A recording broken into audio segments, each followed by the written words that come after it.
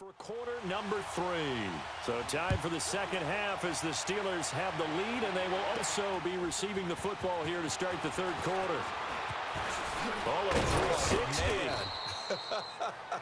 And he's up across the 25 and down at the 28-yard line.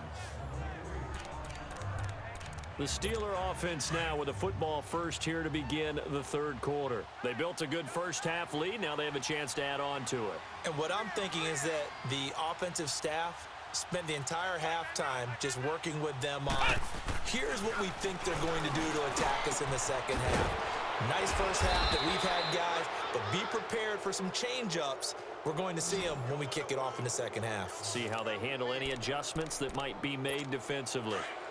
And when you're playing a quarterback with some experience and some moxie, you enter the danger zone when you decide to blitz him, because if he's able to diagnose as he did on that play, he can hurt you downfield. He reads defenses so well, doesn't he? He really does, and the best part about that play for him, I don't think that was his primary target. I don't think so either. I think he had the read, figured out where the blitz was coming from, and went to a secondary target for a really nice gain. They'll set up to throw. Firing quickly here, and that's complete. And he'll get it into enemy territory just across midfield at the 49. 8 yards on the completion, but now they face third down. Looked like the screen pass was taken away there, but what a nice job improvising, finding other options, and completing the pass anyway. Let's go! On third and short, they'll try and pick it up through the air. Looking left side, it's complete. He's got it. 5th catch of the afternoon, and that gives him a first down.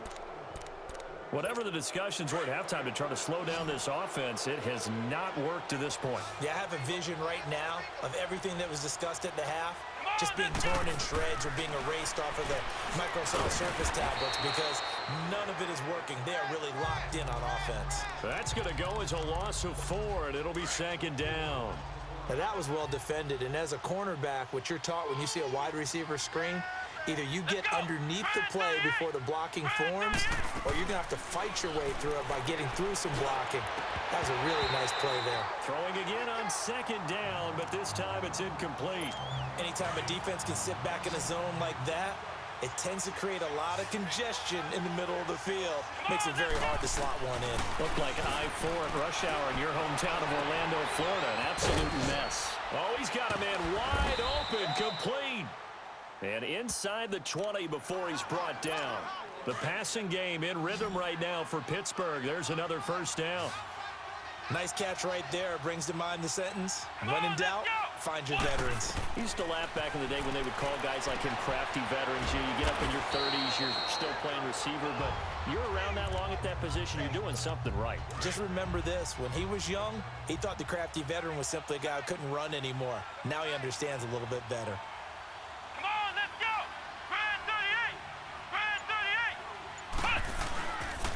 And they'll try the ground game here with the running back. And he'll be brought down right on the edge of the goal line at about the 1-yard line. 7 yards on the pickup there, and now they've got it first and goal.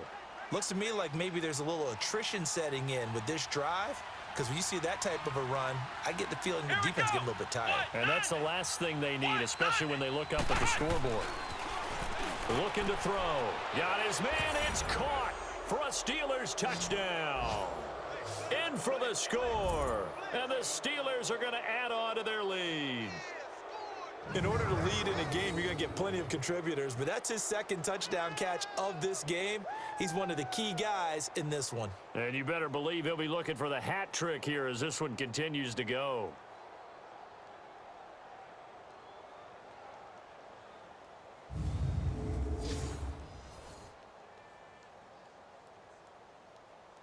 Elliott now to add the extra point.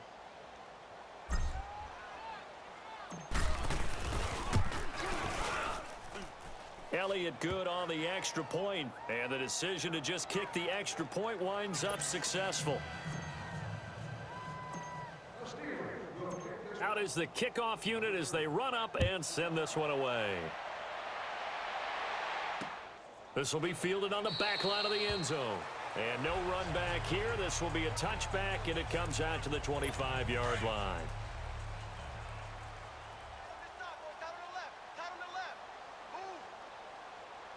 right, here we go. Green 39. Green 39. They'll come out throwing here on first down. Throwing over the middle, and it's incomplete. Well, his struggles continue. Open targets, and he keeps missing them, pressing way too much.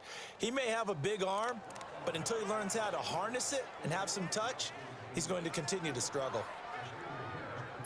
Line of scrimmage, again the 25, 2nd and 10. 3 down. All right, here we go. Boom, 90. And they'll go ground game here with the tailback.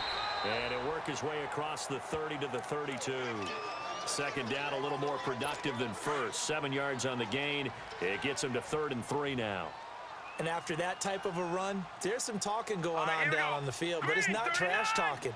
The guy who just carried the ball, he's going back and telling his offensive line, great job, keep it up, and we'll break that one soon. Now a 3rd down throw, but it misses the target, incomplete.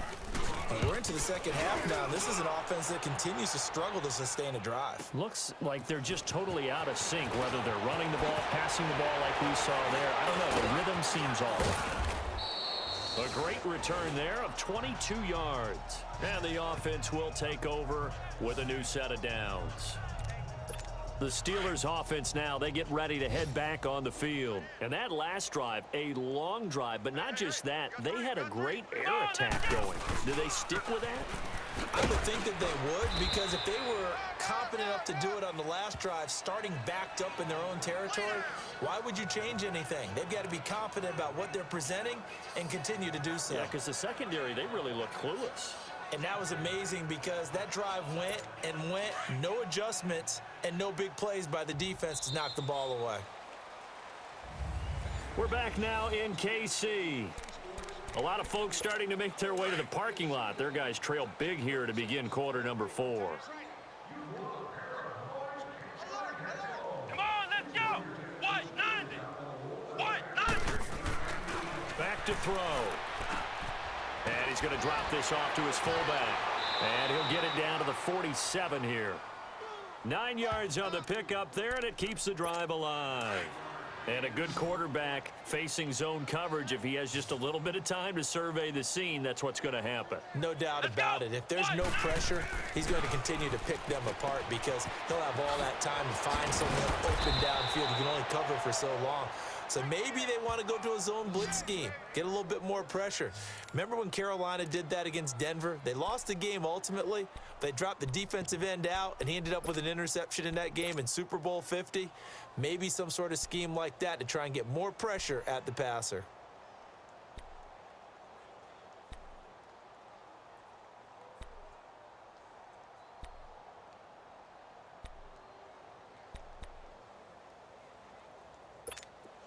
Back-to-back good plays have them on the move on first down.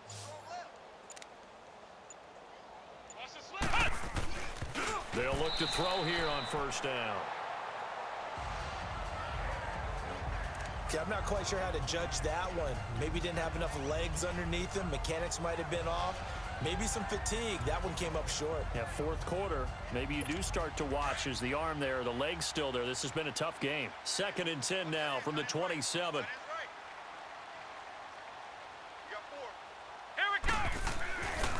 Now he'll look to throw here on 2nd and 10. Quick hitter here, it's complete. And he'll be a couple yards shy of the red zone here at the 22-yard line. That catch good for 5. It's 3rd down. Well, if you do read man coverage, Brandon, the drag route's a pretty good one to run against it because you're running away from people on it. The last play on the completion got them half of what they needed. Now here's a tough 3rd and 5. They'll stick with the passing game as he looks to throw. Fighting his way through contact. Throwing middle, and it's complete. 9 yards on the play and a first down. When you have someone throwing it that well, that confidently, you don't have to call the game in fear at all, do you? You just go ahead and play. Yep, confidence with a lead to throw it here in the 4th, and boom, he's on the money. Yeah, you don't have to tuck your head in and go like turtle at this point. You can just go ahead and play. And they'll go with a ground attack here. And he's going to take it in for a Steeler touchdown. A great play there. His 6th touchdown of the season. And the Steelers offense, they continue to pour it on.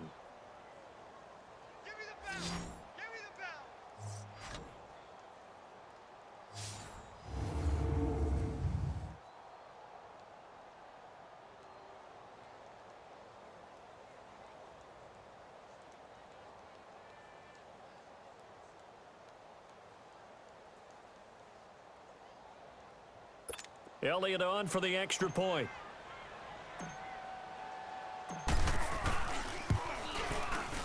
Elliott good with a PAT, and the lead will swell by one more. So the drive there took 6 plays, and it's capped off by a 13-yard touchdown run.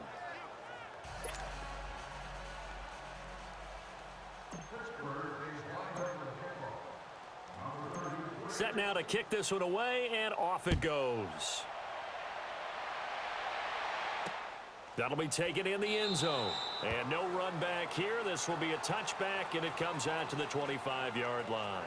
And now here comes Kansas City. And down on the scoreboard, certainly needing to avoid what happened on the last drive, punting the football. Sense of urgency has to take over for them here. They know the score. They know the situation. And by the way, the punter no longer exists for their offense. That's how they have to treat this drive. They need points. Big time. Set. 3-19. They'll try and start this drive in the air. Oh, he dropped it. And that's pretty indicative of the way this one's gone. Another wayward pass. You know, things started out poorly in this game, and to be frank, they just really haven't gotten much better. And all that does is embolden a secondary. They feel good about what's going on, and they just play better and better. Another throw on second down, and this one incomplete as well. I know coaches tell us all the time that having a powerful arm isn't the #1 thing they look for in a quarterback.